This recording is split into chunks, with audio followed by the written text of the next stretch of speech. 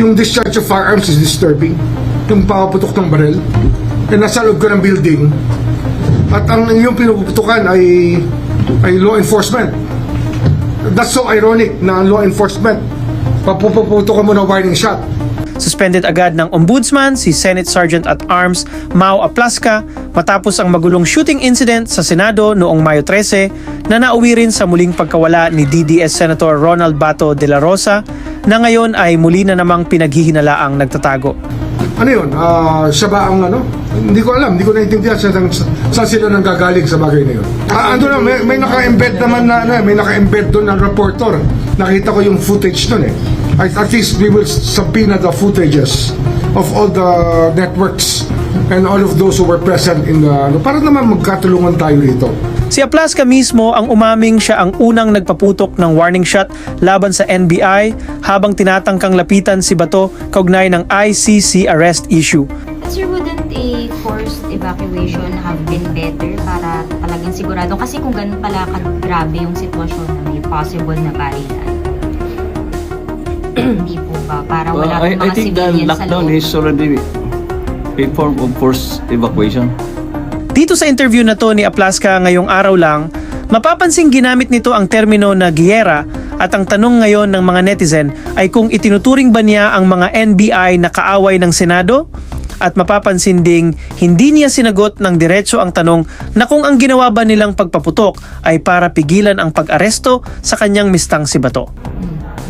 Kung ginawa na dapat aarestuhin yung NBI agents if ever ay dahil part po yun ng protective custody ng Senado kay Senator Bato. It's part of implementing the security measure of the Senate. Kasi po bago po ako nagpunta doon, nanggaling po ako sa mga senador. At nakita ko po, kinausap ako ng speaker, ni Senate President, na nag-aalala po ang mga senador sa kanilang seguridad kasi maraming tumawag sa kanila na umalis na raw sila sa Senado. Meron daw malaking mangyayari. Kaya po, naalarma na rin po kami. Nakita nyo, nag-assemble tayo ng quick reaction team, di ba, ng Marines at saka PNP. Para i-check. Kasi pwede namang i-check ng usaa lang yun, di ba? Pero dahil nakita namin na armado at saka alarmado kami dahil sa mga reports, naghanda po kami. Hindi po kami pupunta doon na hindi kami nakahanda sa giyera. Mas lalong naging kontrobersyal ang kaso dahil si Aplaska ay personal umanong pinili at ipinuwesto bilang Senate Sergeant at Arms ni Bato, ang kanyang PMA mista at malapit na kaalyado. Para maalam natin lahat, malaman natin lahat. Sir, kailan po effective itong preventive suspension? Now. Effective today. We have to look at the whole context. Titignan natin yan sa buong context. Kasi nga, parang maraming suspecha ang tao. Kaya natin ginagawa ito para maalay natin ang fears ng tao na magkakaroon ng whitewash o hindi tayo kikilos ang ombudsman sa bagay na to. Siguro tayo lang talaga ang pwedeng kumilos dito ng gusto na walang bias kasi, di ba? Ang problema rito ay may kanya-kanya tayong dahilan sa iba't ibang departamento, pero dito sa ombudsman, ito yung ating tungkulin na malaman at alamin at ipagbunyi sa tao, ipaalam sa tao yung mga pangyayari. Galit naman ang naging reaksyon ni Ombudsman Jesus Crispin Remulla at hindi daw papalampasin ang ginawang ito ni Aplaska na naturingan pa namang dating tagapagpatupad ng batas. Worrisome yun. Kasi nga, papuputukan mo law enforcement. Ano siya, mas mataas sa law enforcement? Is he higher than law enforcement? He's supposed to help the Senate maintain the rules of the Senate. Pero para paputukan mo ang law enforcement, ibang usapan yan. Hindi natin tinotolerate yung ganyang behavior. We do not tolerate that. Pero sa interview na ito ni Aplaska sa media na kung saan pautal-utal pa siya, malinaw sa kanyang pananaw o state of mind na giyera nga ang kanyang susuungin sa araw na yon laban sa mga NBI. Kaya nga ayon mismo sa mga miyembro ng press, nakasuot na siya noon ng bulletproof vest at sa kanyang bibig mismo galing na isang giyera ang kanilang susuungin laban sa mga kawani ng NBI.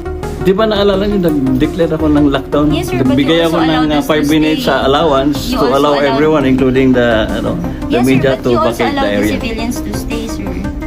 Kasi tinanong po namin, syempre sir, we were covering a very historic event. We were covering yung possible arrest Alam kasi niyo, there was nung pumunta information. kami doon, hindi ko naman expect na magkaroon ng putukan. Pero like a professional, an experienced soldier, pag pupunta ako doon, dapat sisiguraduhin ko na walang mamamatay sa mga tao namin at hindi kami masasaktan, di ba? Kaya naghanda po kami. Pero we did not expect na magkakaroon ng gunfire.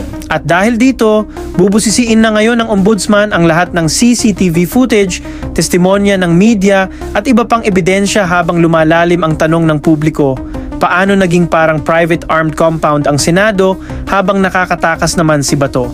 We're in the process of forming a panel that will be complete by the end of the day para mag-issue na kami ng subpoenas for next week.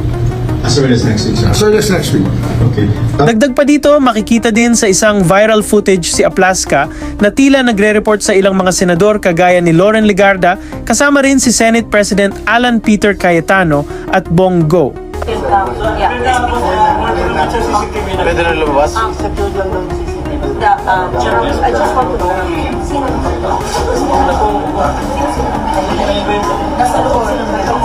Nasa list ko kasi, malapit na sa natin, sa exit natin. Nakuha na CCTV. Baka may makuha Sa parehong clip maririnig ang boses ni Jinggoy Estrada na tila inuutusan si Aplaska na itago di umano nila ang CCTV.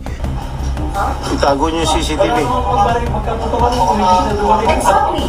Mas lalong umiinit ang issue matapos lumabas ang ulat na mahigit 30 putok umano ang pinakawalan ng Office of the Sergeant at Arms kumpara sa 6 na warning shots mula sa NBI. At habang sinasabi ng kampo ni Aplaska na secured lang nila ang Senado, marami ngayon ang nagtatanong, security operation ba talaga ito? O coordinated cover para makatakas si Bato?